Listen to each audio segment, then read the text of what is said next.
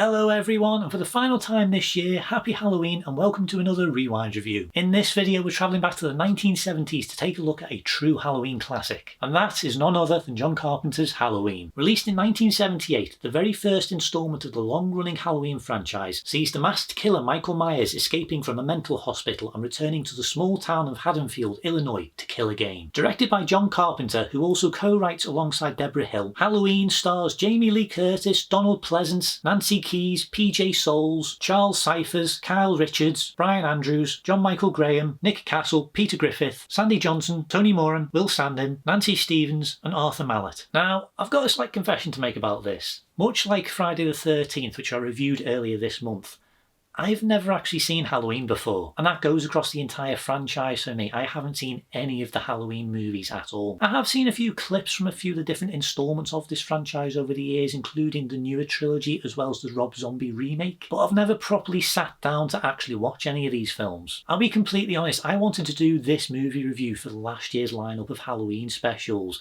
but unfortunately time just didn't really sort of work out for me. I really wanted to do the intro for this video, and unfortunately a lot of the costumes weren't available, the weather was a bit all over the place. Still is, to be honest. And I just wasn't able to find the time to actually sit down and watch it. But that's all changed now. The video is here. I have watched the entire movie, so let's get into it. So first question first, is it any good?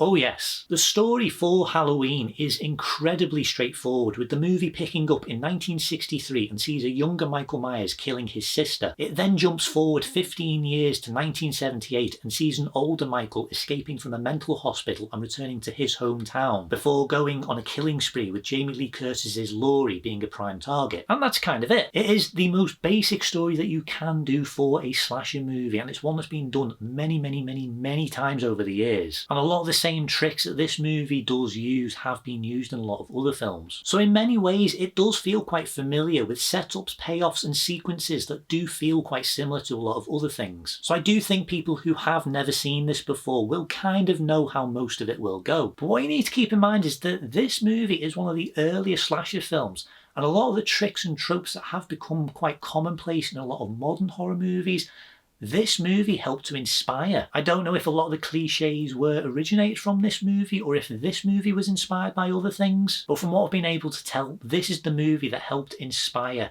a lot of different slasher movies, as well as the cliches that they use to become a lot more mainstream. It does have some very simple ideas, but the execution of those ideas is what helps make this movie stand out against other slasher movies. The weird thing is though, and I'm actually quite surprised how many fans of this franchise aren't actually aware of this, the Michael Myers story, the story that they are telling in this movie, was only ever meant to be a one-off. Halloween was meant to be a franchise that would release a new instalment every year or every other year, and it would have a completely different story each time. The Halloween franchise was originally intended to be an anthology series, but people really liked Michael Myers and Laurie and wanted them back. So of course they did come back, and the series eventually evolved into what it has become today. The only movie in the franchise that does actually do something different is Season of the Witch. I personally haven't seen it, so I don't know if there's any overlap or connection with any of the other movies. But from what I know, it didn't have the best response and fans don't seem to like it that much. So I'd imagine that more than likely contributed into the reason why they decided to keep bringing back Michael Myers. It does absolutely make sense why it is that the franchise is called Halloween in the first place, if that was the original idea, because Halloween itself is not really that prominent in this. I mean, sure, there's a few pumpkins littered around. We don't call them jack-o'-lanterns here, we just call them pumpkins. Plus there's a few kids early on actually dressed up in costumes, but that's really it. There's no trick-or-treaters around when everything kicks off, which is a little bit strange, and there's a very minimal amount of decorations used in this movie as well, outside of the occasional pumpkins. I honestly think that you could set this movie at any point in the year and it would have absolutely zero impact on the story.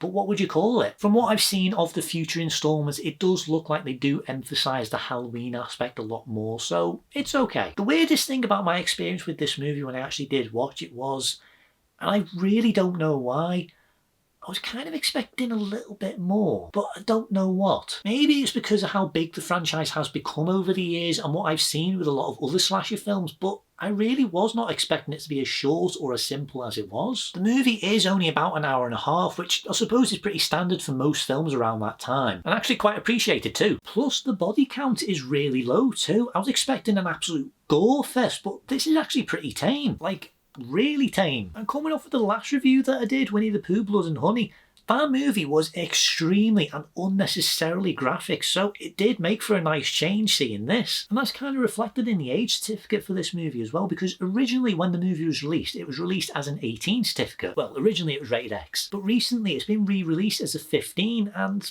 that seems about right to me. To be honest, there are 12 A-rated movies out there that are way more violent than this. I really was expecting this to be much worse than it was. The most violent stuff in this is actually pretty straightforward, and the kills themselves are not exactly imaginative, which I'll be honest, I found more surprising. I know that the sequels do up the gore factor by quite a significant amount, but I really do appreciate the simplicity of this one. Halloween is a movie that prioritises suspense and atmosphere over violence and gore, and it really takes its time to build things up. I do think that some people will definitely say that this is a slow movie, and that's perfectly understandable, but I really like that this does focus on the characters and their dynamic and the environment that everything will happen in before it all kicks off. But unlike Friday the 13th, where there are large stretches of time where nothing really happens, the dread of Michael Myers popping out is almost constant, as you do see him multiple times throughout the first half, and you also have the Doctor building him up as a genuine threat. Yes, I was expecting a little bit more from this movie. As I said,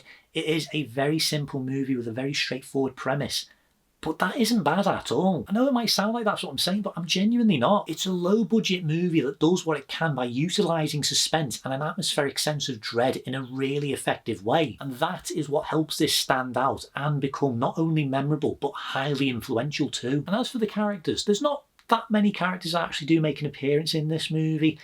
A majority of the ones that are in this film I don't feel really have that much to do, but apart from Michael Myers, there are two other characters that really do stand out and prove to be just as memorable as Michael himself. The first one, absolutely, is Jamie Lee Curtis in her very first movie appearance, and she is really good overall. Laurie Strode is an iconic character, and they do a good job of establishing who she is in this. Jamie's performance is both grounded and believable, and that's a huge benefit for this movie because it does help maintain that sense of fear. If her performance was really over the top or flat, I don't think that the tension would really be there, and it might make this film feel a lot cheesier and less suspenseful. I also really like that they kind of show her being a bit smarter than her friends when she spots Michael and immediately knows that something's wrong. And even during the climax where she attempts to outsmart Michael Myers by making him think that she's gone one way while she hides somewhere else. It doesn't work, and they don't actually show him being tricked or anything, but it is a nice touch. That being said, she does do something in this movie that is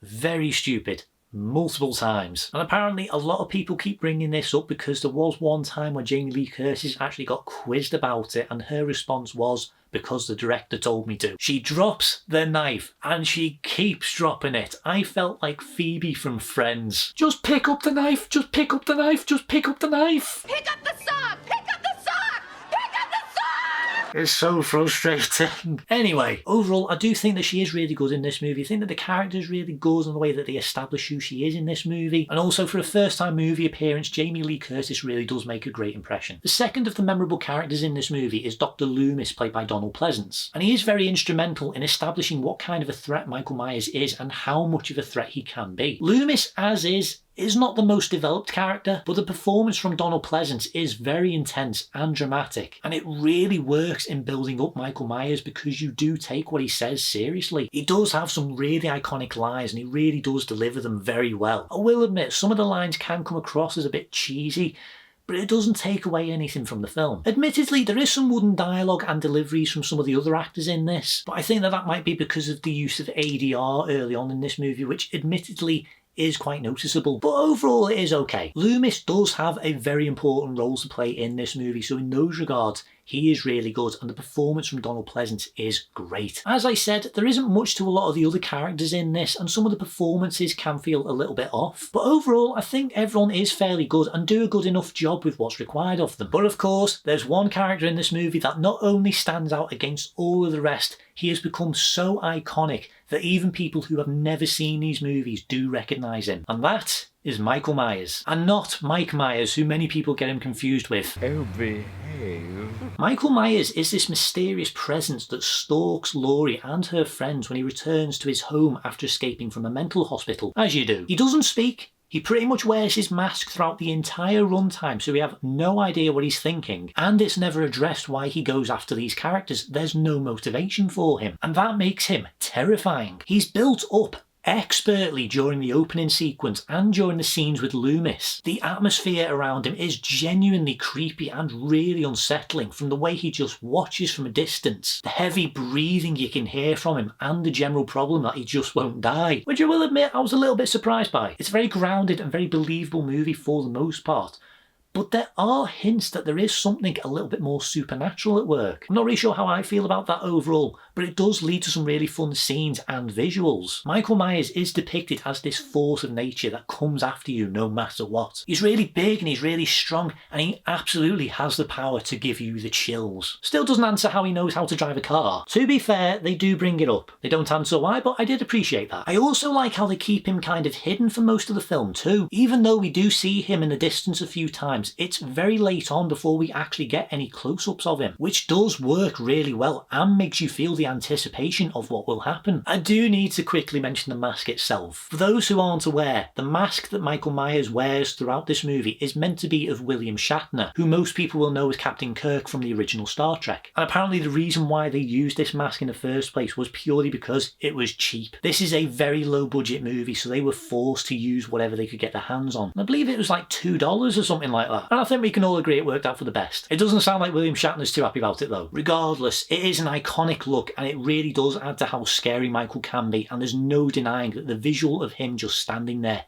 is genuinely unnerving. The way that this movie is shot and the visuals that they use throughout this are really great, and they really make full use of the framing, especially in those sequences where something might be in the foreground, but if you keep an eye on the background, you might see something else. It is kept fairly simple. Again, I thought that they might do a little bit more, but they do some very creative things in this, like one sequence early on in the movie. The film features this really eerie POV shot from a child Michael Myers, and it really does set you on edge, and it does make you kind of question what it is that's going on. And it really is a genuinely great sequence overall, and it's a sequence that many horror movies from the time that Halloween came out all the way through till now have used. It really is a sequence that does work very well for the style and tone of this film. Plus the way that they use light and play around with shadows in this is really good. It adds to the atmosphere of this film. It really does set you on edge quite a bit, because there are so many dark corners and doorways, lots of shadows everywhere that Michael Myers could be hiding in. This is a movie that absolutely toys with your expectations, because Michael Myers could jump out at any time. There are some proper jump scares in this movie. The build up to them is really good.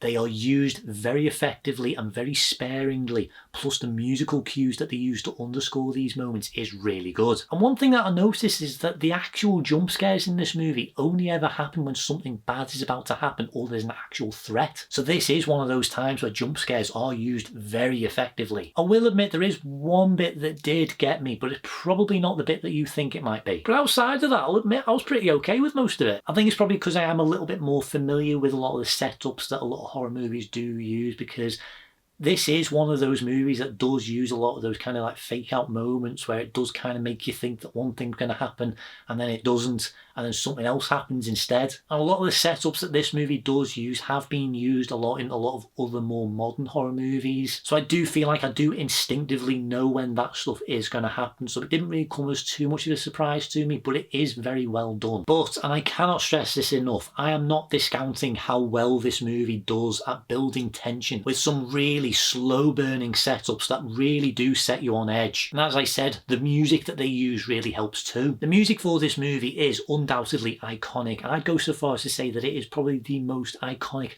and most recognisable slasher movie theme that has ever been created. The soundtrack by John Carpenter is both very eerie and very foreboding, and it really does help add to the suspense. It's also a really nice touch that the main theme only ever plays when Michael is around. I do want to say though, I really didn't like that high-pitched section at the beginning of this movie. It's really irritating and it kind of makes you a little bit disoriented, but I think that might be the idea. So I am okay with it overall. I do think that it does add a little bit extra to this. This is a genuinely good soundtrack overall, and it absolutely adds to the overall tone and atmosphere. I'll admit, I always forget that John Carpenter is actually a musician and he normally does the music for his movies. The weird thing is though, this film has Jamie Lee Curtis and the kids watching an older movie from the 1950s. And it just so happens to be a movie that John Carpenter remade in 1982. And that movie is The Thing. It's just this really cool little touch that is added into this movie, and it did get me wondering how long it was that John Carpenter had actually been planning on doing a remake of The Thing. I'm glad he did though, because I really did enjoy that movie. And I'll be completely honest, out of the John Carpenter movies that I have seen, that one might be my favourite. Overall, Halloween is a great movie that I really enjoyed. It is simple, as I said, but the straightforward approach to this idea works very well, and the slow burning pace and increasingly tense build-up will absolutely set you on edge. I like the characters and the setting, and I think that the eerie soundtrack is really good. It's not an absolute gore fest as I think many people will be expecting this to be, and the violence is mostly kept to a minimum. I do think that some people will find this slow, and I understand that, but this is a movie that focuses on the story and characters, and it does everything that it needs to do in just the right runtime without ever overstaying its welcome. So quite simply, it's short and to the point. As expected, it's a very suspenseful movie, and I'd gladly say that this is a how-to on building and sustaining suspense. If you're a horror fan, this is an absolute must-watch, but I'd also recommend this to people who maybe aren't. And even though this isn't the most Halloween-focused movie, it does make for a good addition to a Halloween season binge. It's very of its time, absolutely, and it can feel a little bit dated in some areas, but what this film is able to do is still good and still very effective. So with all that being said, my rating for Halloween is an 8 out of 10. This movie was really good, and it was a great way to end the Halloween season this year. Maybe I'll check out some of the other instalments in the future. We'll see. I will admit I have already planned out what movies it is I am going to be taking a look at for next year's Halloween. Some of them are going to be fun, and I think that some of them are going to be a bit of a surprise. So keep an eye out for them next year. Well, I think that is pretty much everything I want to say for this video, so thank you very much for watching this video if you have. If you enjoy this content, please like and subscribe, and be sure to hit the notification button to keep up to date on everything that's going on here. If you have seen Halloween, let me know down in the comments what you think about